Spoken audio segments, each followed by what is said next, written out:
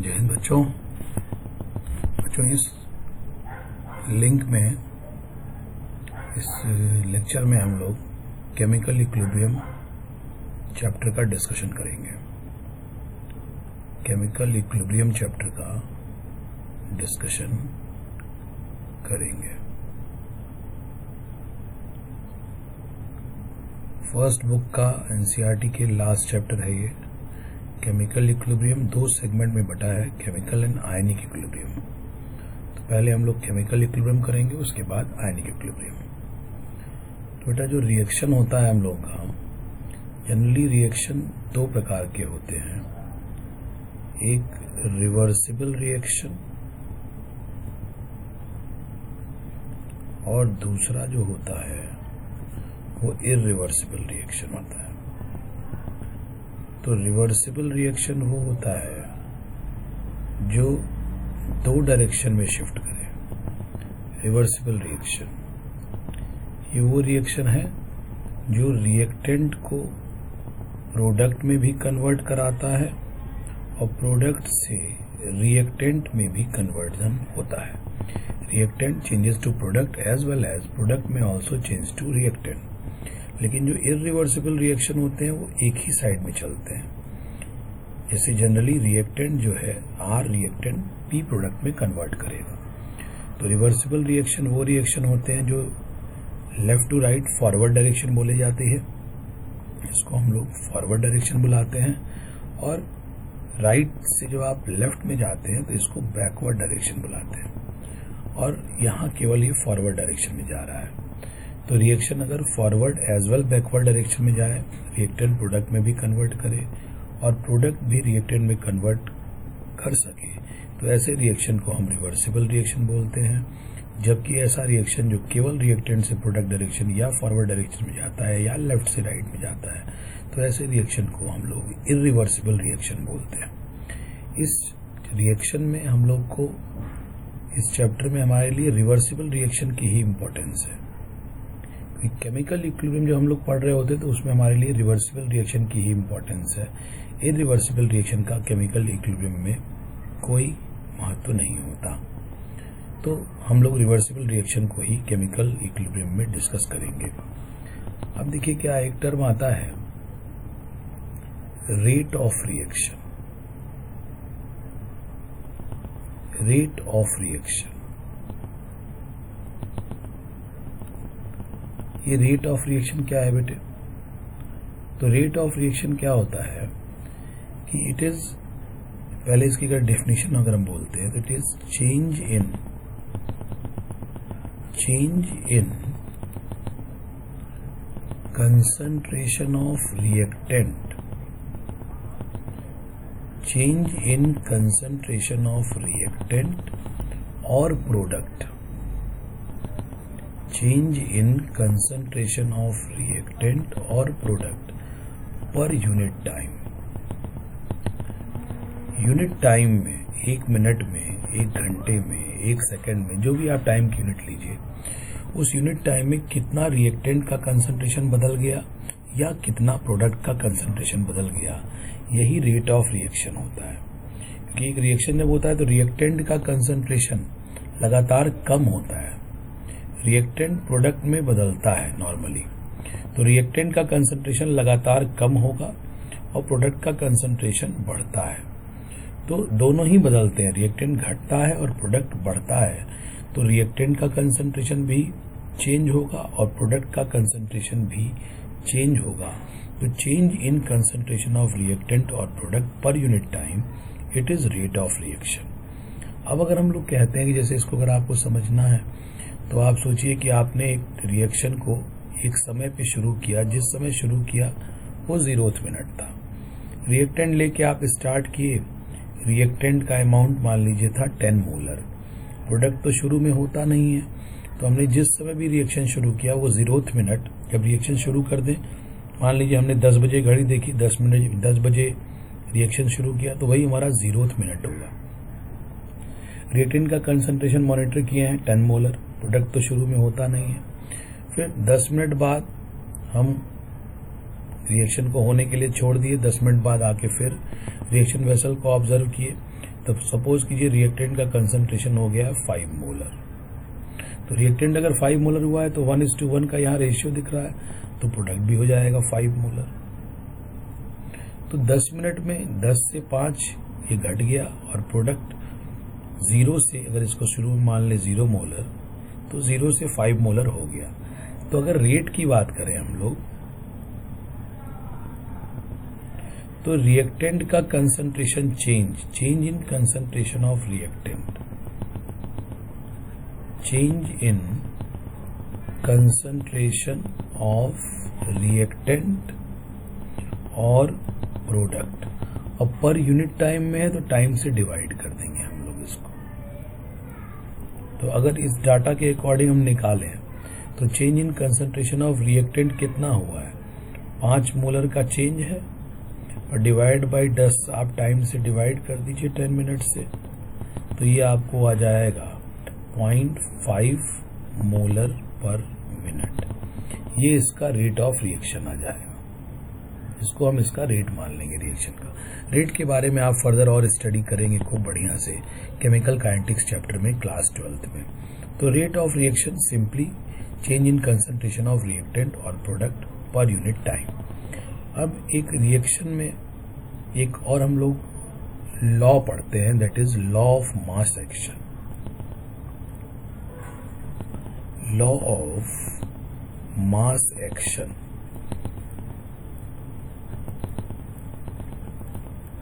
ये law scientist थे गुल्डबर्ग and वेगे, उन लोगों ने इस लॉ को दिया था।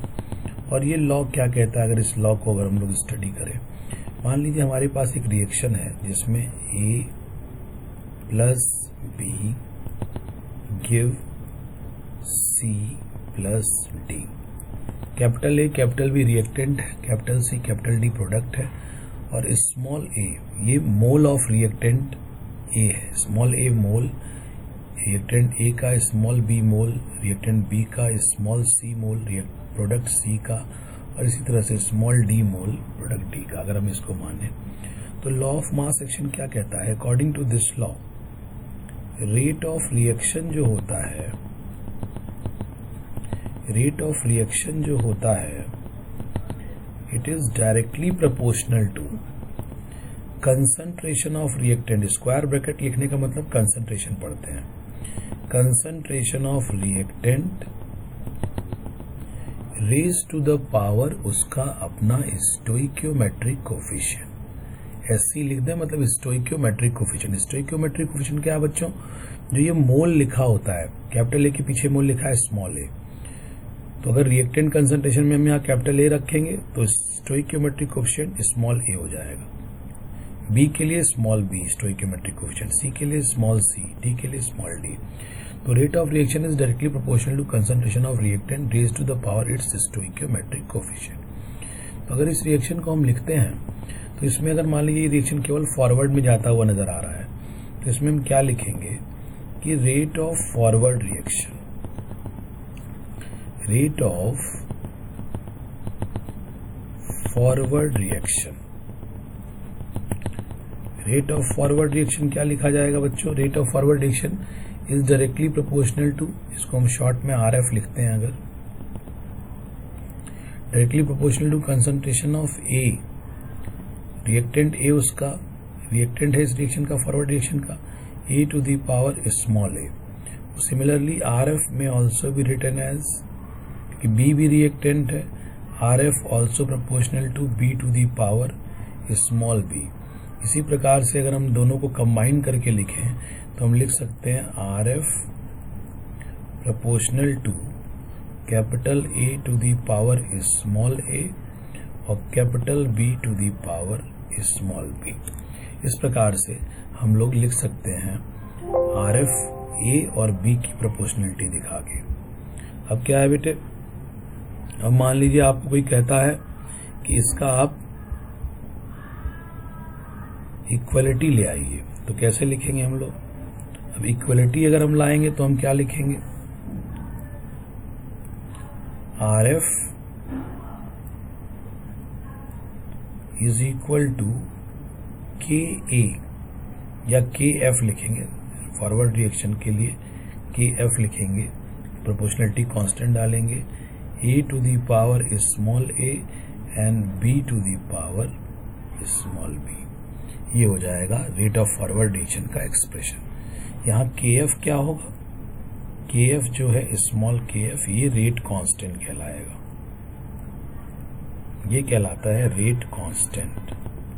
कौन से रिएक्शन के लिए? Rate constant for forward reaction, ये कहलाएगा rate constant for forward reaction. This was law of mass action. Law of mass action क्या कहता है कि rate of reaction is directly proportional to concentration of reactant raised to the power their stoichiometric coefficient, ये कहता है law of mass action.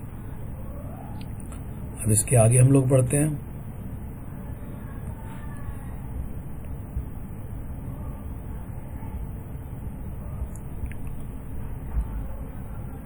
ये आपने सीख लिया law of mass action, rate of reaction सीख लिया, लॉ ऑफ मास एक्शन सीख लिया।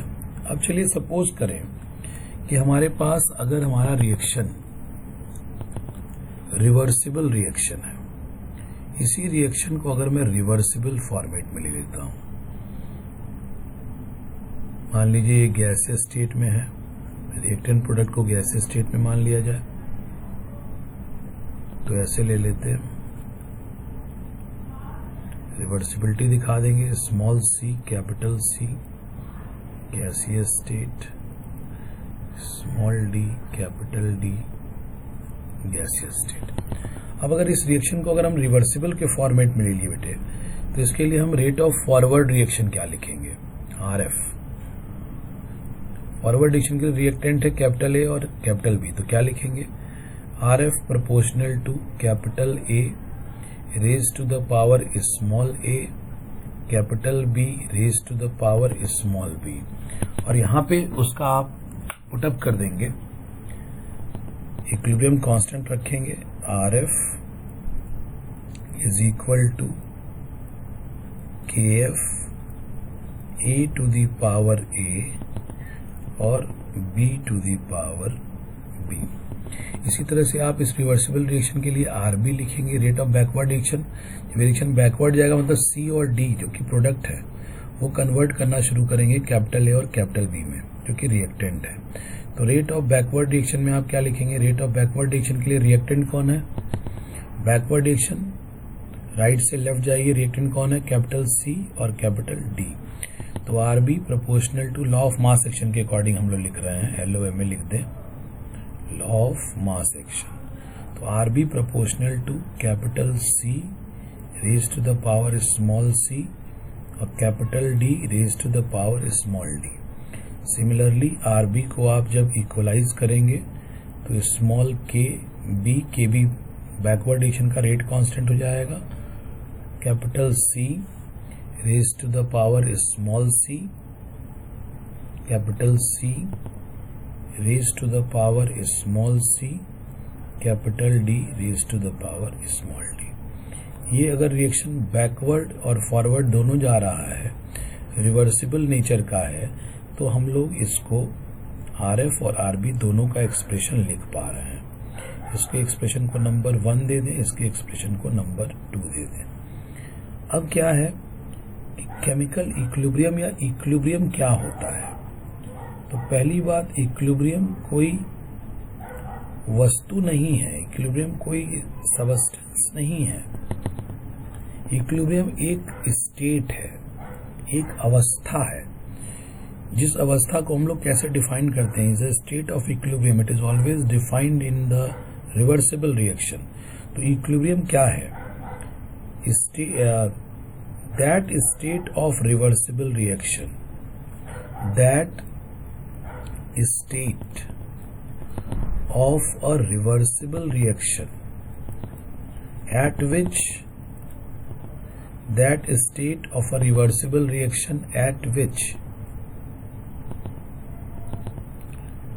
rate of forward reaction RF, rate of forward reaction become equal to rate of forward reaction become equal to rate of backward reaction,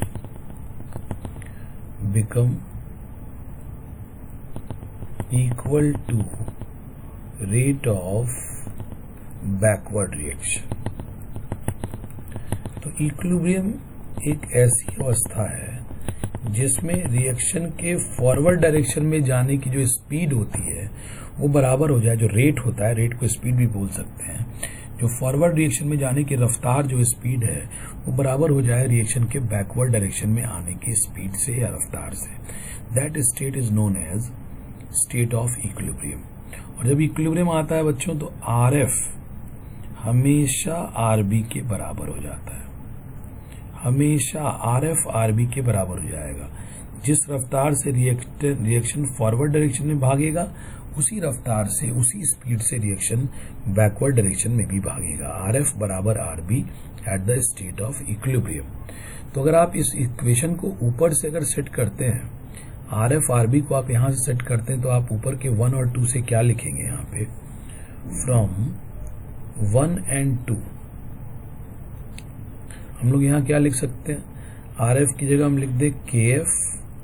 KF क्या है, rate constant for forward reaction, A to the power A और B to the power B बराबर KB, यहाँ पे हो जाएगा C to the power C और D to the power D।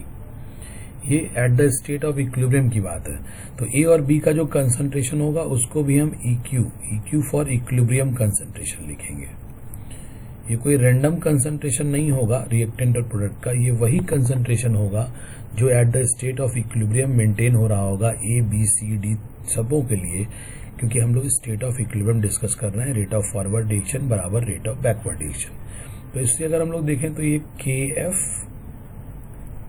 By KB, अगर हम KF बाई KB लिख लें तो ये राइट हैंड साइड में क्या आ जा रहा है, concentration of C raise to the power small c, concentration of D raise to the power small d, concentration of A raise to the power small a और concentration of B raise to the power small b, and these all concentration are of equilibrium state, equilibrium state concentration. और ये जो equilibrium constant यहाँ पे हमको एक, यहाँ पे आप देखिए तो KF और KB, KF क्या है, ये rate constant for forward reaction है, KF rate constant for forward reaction, KB rate constant for backward reaction. तो ये दोनों खुद भी कांस्टेंट है, इनको रेट कांस्टेंट बुलाया जाता है। तो दो कांस्टेंट का अगर आप रेशियो प्राप्त करेंगे तो वो एक तीसरा कांस्टेंट होगा जिसको आप यहाँ कैपिटल K से डिनोट करेंगे। और ये कैपिटल K यहाँ चूंकि इक्विलिब्रियम स्टेट पे एक कांस्टेंट लिया गया है तो it is known as equilibrium constant. Capital K बुलाया जाता है बच्चों इक्विलिब्रियम कांस्टेंट। तो ये एक एक्सप्रेशन है जो इक्विलिब्रियम कांस्टेंट का एक्सप्रेशन बनता है। इक्विलिब्रियम कांस्टेंट का एक्सप्रेशन क्या लिखते हैं आप, कंसंट्रेशन ऑफ C और D क्या है, concentration of product raise to the power their coefficient, multiplication of concentration of product, C और D का मल्टीप्लिकेशन है, multiplication of concentration of product raise to the power their coefficient divided by multiplication of concentration of reactant raise to the power their coefficient. और ये concentration किस state का होगा बच्चों, at the state of equilibrium. Equilibrium क्या होता है, जब रिएक्शन का फॉरवर्ड और बैकवर्ड डायरेक्शन में जाने का रफ्तार रेट बराबर हो जाए तो it is known as equilibrium. अब चूंकि देखिए ये कंसंट्रेशन के टर्म में ये रेशियो है तो यहाँ पे इस K को हम लोग Kc के रूप में भी लिख लेते हैं। इस K को हम लोग बच्चों Kc के रूप में भी लिख लेते हैं। ये C मतलब equilibrium constant in terms of concentration ratio. तो यहाँ K को हम लोग Kc के नाम से भी जानते हैं। Kc का मतलब क्या, it is a type of equilibrium constant, equilibrium constant के नाम से जाना जाता है। और C यहाँ रिप्रेजेंट कर रहा है कि हमने कंसंट्रेशन लिया है रिएक्टेंट और प्रोडक्ट का और उनका रेशियो लिया है eight the state of equilibrium. अगर यहाँ पे अगर हम कंसंट्रेशन की जगह, चूंकि हमने गैसियस कंटेंट ले रखा है, शुरू में देखिए हमने गैसियस स्पीशीज को ले रखा है, यहाँ अगर आप देख पा रहे हैं तो हमने गैसियस स्पीशीज को ले रखा है। तो अगर हम चाहें तो गैस का प्रेशर भी रख सकते हैं। तो कंसंट्रेशन की टर्म को अगर हम चाहें तो प्रेशर ऑफ CDAB की टर्म से रिप्लेस कर सकते हैं। तो कैसे बनेगा? कंसंट्रेशन की जगह हम प्रेशर रखें तो pressure of gas C raise to the power उसका coefficient small c। Pressure of अलग अलग गैस को हम लोग पार्शियल प्रेशर ही बोल सकते हैं। तो pressure of gas C raise to the power small c या partial pressure of C raise to the power small c, partial pressure of D raised to the power small d divided by partial pressure of A raised to the power small a partial pressure of B raised to the power small b। और ये expression हो जाएगा बच्चों, क्योंकि pressure का ratio लिया गया है तो इसको हम लोग बुलाते हैं KP। KP और KC में हमको कंसंट्रेशन का रेशियो लेना पड़ता है इक्विलिब्रियम स्टेट पे प्रोडक्ट टू रिएक्टेंट, और KP में हमको pressure of gaseous product divide by pressure of gaseous reactant का रेशियो लेना पड़ता है। KP तभी बनेगा जब रिएक्टेंट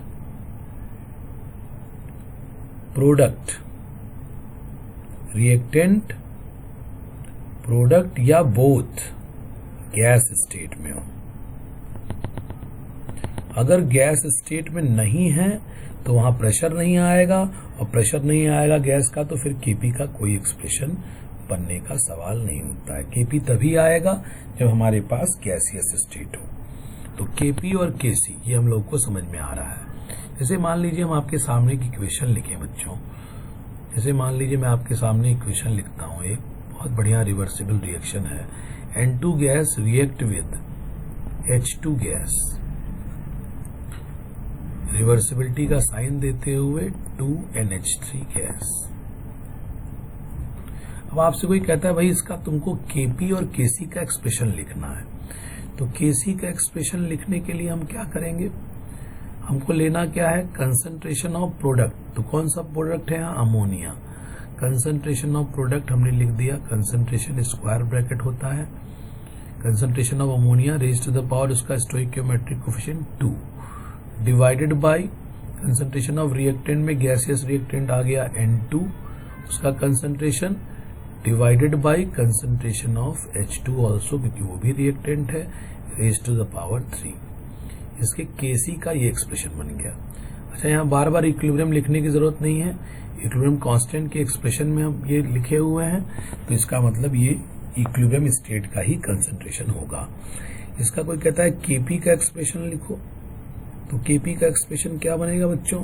KP का एक्सप्रेशन क्या बनेगा? प्रेशर, पार्शियल प्रेशर और pressure of ammonia raise to the power 2 divided by pressure of N2 gas multiplied with pressure of H2 gas raise to the power 3। KP और KC दोनों का expression यहाँ पे बन गया। अब KC के एक्सप्रेशन और KP के एक्सप्रेशन में एक चीज आपको ध्यान दिलाएं कि KC का जब आप एक्सप्रेशन लिख रहे हो, बहुत महत्वपूर्ण पॉइंट, KC का जब आप एक्सप्रेशन लिख रहे हो तो प्योर सॉलिड अगर किसी स्पीशीज के आगे स्मॉल s लिख के आया है तो उसको हम प्योर सॉलिड मानेंगे, या प्योर लिक्विड अगर किसी स्पीशीज के सामने प्योर लिक्विड लिख के आया है, प्योर सॉलिड या प्योर लिक्विड, इनके कंसंट्रेशन टर्म को कांस्टेंट या यूनिट मान लिया जाता है, 1 और कांस्टेंट मान लिया जाता है, और इनका concentration term not appear in KC। अगर किसी स्पीशीज के सामने सॉलिड S या लिक्विड L लिखा हो तो इनके कंसंट्रेशन टर्म को हम इक्विलिब्रियम कांस्टेंट के एक्सप्रेशन में, KC के एक्सप्रेशन में प्योर सॉलिड और प्योर लिक्विड के कंसंट्रेशन टर्म को नहीं लाते हैं, नहीं लिखते हैं, क्योंकि उनको 1 मान लिया जाता है या कांस्टेंट कर लेते हैं, वो प्रभावित नहीं करते KC की वैल्यू को, ऐसा मान लेते हैं। इसका भी एक रीजन है, इसको हम लेटर किसी क्लास में आपको बताएंगे, लेकिन अभी हम लोग केवल जो कि एक्सप्रेशन लिखना सीख रहे हैं तो हम लोग इसको इस फॉर्मेट में देख रहे हैं। अब देखिए जैसे इसका यूज कर लें हम आपको, जैसे मान लीजिए एक रिएक्शन आपके सामने है CaCO3 solid give CaO solid plus CO2 gas. तो अगर कोई आपसे कहता है इसका Kc लिखो, इसके Kc का एक्सप्रेशन अगर मुझे लिखना है तो मैं देखूंगा इसके Kc के एक्सप्रेशन में केवल गैस के रूप में CO2 आ रहा है और ये दोनों S लिखा हुआ है, तो सॉलिड वाले को हम लिखेंगे ही नहीं। या लिखते समय मान लीजिए आप लिख भी दिए इसको कि कंसंट्रेशन ऑफ CO2, प्रोडक्ट का लिखना है पहले concentration of CaO divided by concentration of CaCO3। अब चूंकि दोनों जो सॉलिड वाले जिनके आगे एस लिखा है उनको यूनिट मान लेना है, तो यूनिट को तो हम लिखेंगे नहीं, 1 आए तो 1 लिखो चाहे मत लिखो कोई फर्क नहीं। तो Kc is equal to concentration of CO2 only, ये इसका Kc का एक्सप्रेशन बन जाएगा। और Kp जब आप इसका लिखेंगे तो Kp तो बच्चों इसका बड़ा आसान है, केवल प्रेशर ऑफ गैस लेना है, केवल one of the product gas state में है CO2, तो CO2 partial pressure of CO2 raised to the power 1 ये बन के रह जाएगा। तो this is Kp and Kc का expression for the reaction given in this particular. अब देखिए इक्विलिब्रियम की जब बात हो रही है Kp Kc का रिलेशन भी पहले हम लोग निकाल लेते हैं। पहले चलिए relation between Kp and Kc निकालते हैं, बहुत महत्वपूर्ण relation between Kp and Kc। तो Kp Kc के रिलेशन क्या है? Kp इज इक्वल टू जो होता है वो Kc RT, R तो आप जानते हैं gas constant, raise to the power delta Ng। ये Kp और Kc का एक रिलेशन है, ये आपको एज इट इज याद भी रखना चाहिए। Kp equilibrium constant in terms of pressure, Kc equilibrium constant in terms of concentration, R gas constant, T temperature in kelvin. Delta Ng क्या होता है? डेल्टा Ng होता है बच्चों समेशन, जोड़ देना है आपको, गैस मोल, सारे के सारे gas mole of product, gas mole of product minus summation of gas mole of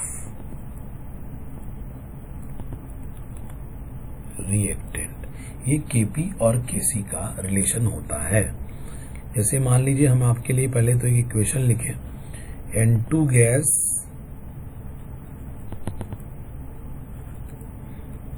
plus 3H2 gas give 2 ammonia gas. अब इसके लिए आपको Kp Kc का रिलेशन लिखना है, तो सबसे पहले आप इसमें डेल्टा Ng निकालिए। डेल्टा Ng क्या है? Sum of gas mole of product. Product में कितने मोल हैं? यहाँ गैस के केवल 2, अमोनिया गैस स्टेट में उसका केवल 2 मोल है, minus sum of gas mole of reactant, 3 mole hydrogen है और 1 मोल N2, यहाँ N2 के पीछे कुछ नहीं लिखा तो 1 मोल। तो कितना हो जाएगा बेटे? 3 + 1। तो यहाँ डेल्टा Ng आ गया कितना? -2। तो आप Kp Kc का रिलेशन कैसे लिखेंगे? ऊपर के रिलेशन के according Kp is equal to Kc, ध्यान दीजिए Kp is equal to Kc, RT delta Ng लिखना है, RT raise to the power delta Ng, तो RT raise to the power delta Ng की जगह आपने लिख दिया -2। तो ऐसे भी आप इस रिलेशन को लिख सकते हैं, और कोई चाहे तो इसी को ऐसे भी लिख सकता है, Kp is equal to Kc RT raise to the power 2। दोनों बातें एक ही हैं। तो इस रिएक्शन के लिए Kp Kc का ये रिलेशन बनता है। अगर आपसे कोई वो जो दूसरा रिएक्शन हम लिखे तो उसके लिए करवाते हैं, तो क्या है वो रिएक्शन? CaCO3, फिर से उस रिएक्शन को हम लिखते हैं आपके सामने, CaCO3 CO3 solid give reversibility का sign CaO solid plus CO2 gas. तो इसमें Kp Kc का क्या रिलेशन होगा? Kp is equal to Kc RT raise to the power delta Ng। तो डेल्टा Ng भी यहाँ सीधे हम लिखते हैं। प्रोडक्ट में कितने गैस मोल है? 1 मोल CO2 है, CaO तो गैस है नहीं, तो 1, केवल 1 मोल प्रोडक्ट में गैस है CO2 का। और रिएक्टेंट में कोई मोल गैस नहीं है, केवल सॉलिड स्टेट में कैल्शियम कार्बोनेट है, तो 1 माइनस 0। तो क्या हो जाएगा बेटे? Kp is equal to Kc RT raise to the power 1। तो ये ऐसे ही रह जाएगा मल्टीप्लिकेशन में। तो ये Kp Kc का रिलेशन हम लोगों ने 2 अलग अलग इक्वेशन के लिए निकाला। तो आप किसी भी इक्वेशन गिवन को देख के Kp Kc का रिलेशन निकाल सकते हैं। अब इसको अगर हम डिराइव करें आपके लिए Kp Kc के इक्वेशन का डेरिवेशन, तो डेरिवेशन अगर किया जाए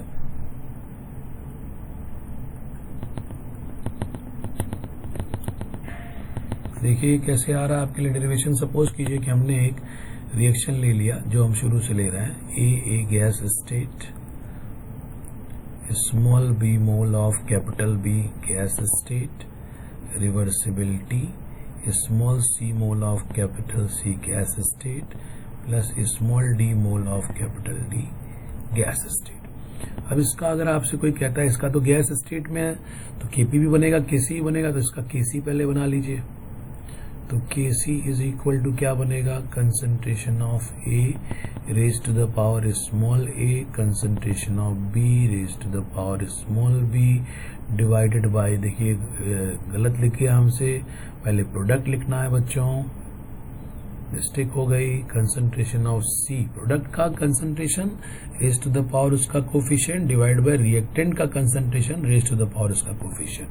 तो capital C raise to the power small c, capital D raise to the power small d divided by capital A raise to the power small a, capital B raise to the power small b। Similarly Kp का क्या expression आएगा?